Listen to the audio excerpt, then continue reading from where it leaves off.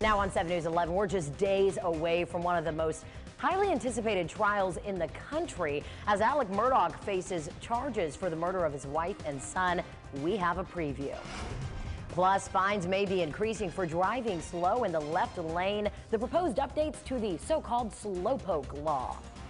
And a little later, fighting financial fraud. We're following one upstate woman's battle that took her all the way to the nation's capital.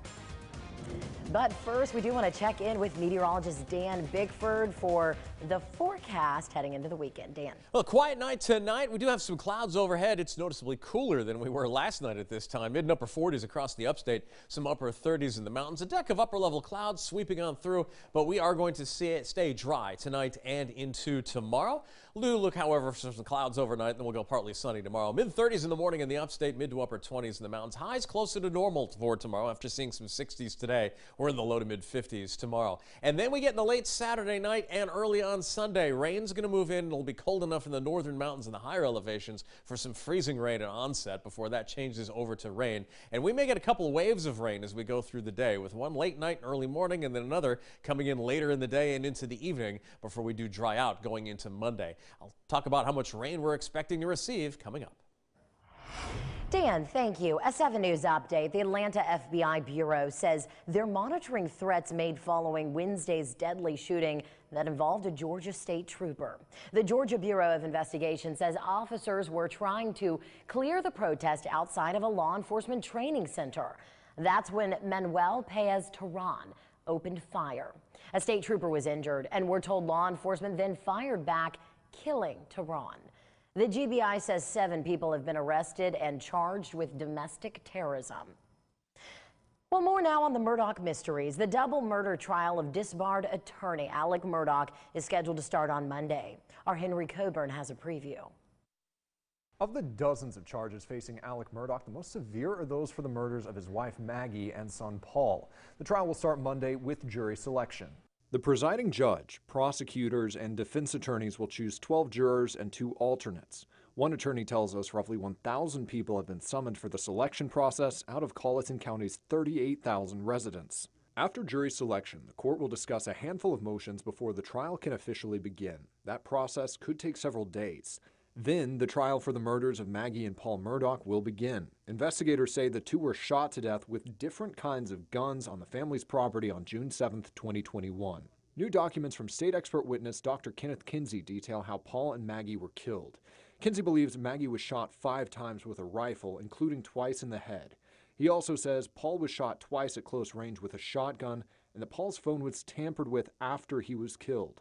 You can read Kinsey's opinions on the case at WSPA.com. A judge will decide if the state can use Murdaugh's alleged financial crimes in the trial. If so, the state will argue Murdaugh killed his wife and son to cover up those crimes. And we now know that judge has ordered representatives from Google and Snapchat to appear as material witnesses in the trial. Snapchat provided a video Paul sent at 7:56 on the night of the murders. Autopsy reports put his and Maggie's times of death just over an hour later. Meanwhile, Murdaugh's defense has motioned to admit evidence that they hope will convince jurors that somebody else could have been responsible for the murders. Now, once jurors have been selected, their identities will be kept secret by order of the presiding judge. The trial is expected to be a lengthy one. It's predicted to last through February 10th. Henry Coburn, 7 News. Henry, thank you. A 7 News alert. SCDHEC is warning people about a rise in COVID-19 deaths. Dr. Brandon Traxler says 68 people died during the first week of January. Data shows the week prior had 61 deaths, the week before that 48. She recommends people get the bivalent COVID vaccines. It's said to protect against the original virus as well as Omicron variants. And the more people that we have on board with these important recommendations, the quicker we can drive these death numbers down. According to DHEC, 54% of people in South Carolina are fully vaccinated. Now a long-awaited traffic update. Congestion relief is coming to Woodruff Road. The Department of Transportation is working on a plan to build a 5-lane parallel route from Woodruff that extends from Verde to Smith-Hines. They say this plan will help improve traffic at intersections, but this plan means right-of-way acquisitions. 40 businesses would have to relocate, as well as 2 residential sites. Put it in simple terms, we go out and buy the property or the land we need at a fair price and from the property owner. And that's how we purchase what we need to build this road. Right-of-way acquisitions will begin in the spring with construction planned for 2026. New tonight, if you drive too slowly in the left lane, you could be paying more out of pocket. 7 News' Alessandra Young explains proposed changes to the so-called slowpoke law. South Carolina's slowpoke law, introduced in 2021, targets drivers who aren't keeping up with the flow of traffic in the left-hand lane. Now fines could be increasing from $25 to $100. It's a little discouraging, I think. I think it kind of incentivizes speeding to an extent. I think that's great incentive, moving it up from 25, just your average parking ticket, to 100. Lawmakers are considering higher fines for people driving too slowly in the left lane of an interstate. If the fine is higher, then people may be more likely to pay attention to what they're doing. Lance Corporal Tyler Tidwell with Highway Patrol says driving too slowly in the fast lane can be dangerous. If you have somebody going too slow, that could impede the flow of traffic, and it could cause a situation to where a collision can occur. For example, the speed limit is 60 and someone in front of you is going 45 miles per hour. It could create an issue to where people are slowing down, they're going around that vehicle. People may have road rage over that, so we're just trying to prevent that. Currently, Highway Patrol says if you receive a citation, it's a $25 fine with no points against your license.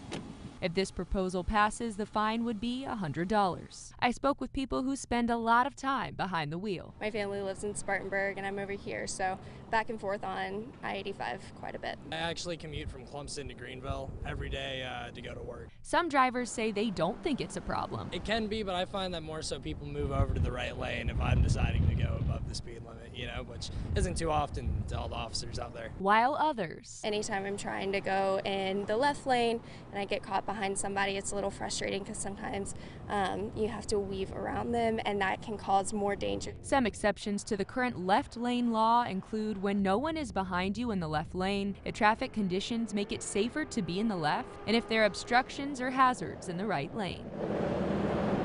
The Senate Transportation Committee gave the green light to raising the fine, and now it's on its way to the Senate floor. In the studio, Alessandra Young. And if it passes in the Senate, it will still need to go through the House before making it over to the governor's desk. South Carolina lawmakers are also looking at raising the penalties for damaging energy substations.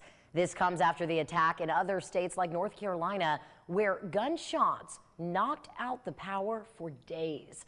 One proposed bill creates tiered penalties based on damage, with the max being 25 years. I do believe that the sentencing guidelines are important and upping the guidelines for someone who goes out and, as you said, not unintentionally, but intentionally and maliciously goes out and is up to devilment. Those are the ones we need to be focused on, because those are the people who are jeopardizing your constituents and the citizens of South Carolina. 2 bills will be taken up by the Senate Judiciary Subcommittee this week. Today, Senator Lindsey Graham made a visit to Ukraine, showing his support for the country as its war with Russia continues. Senator Graham was joined by Senators Blumenthal and Whitehouse. The three met with Ukrainian President Zelensky along with other Ukrainian government officials. Senator Graham then spoke in front of St. Michael's Square in the capital city of Kyiv. In a statement, he said all three of us, one Republican and 2 Democrats, share the same goal for Ukraine to drive the Russians out of Ukraine. He goes on to say, quote, to achieve that goal, the Ukrainian military needs tanks. To the Germans, send tanks to Ukraine because they need them. To the Biden administration, send American tanks so that others will follow our lead. Coming up, one upstate woman's testimony took her to Capitol Hill to help lawmakers in their fight against financial fraud. The story straight ahead. And a little chillier tomorrow morning as temperatures drop into the 30s. Partly sunny and dry tomorrow, but rain is right around the corner. We'll time it out for you coming up.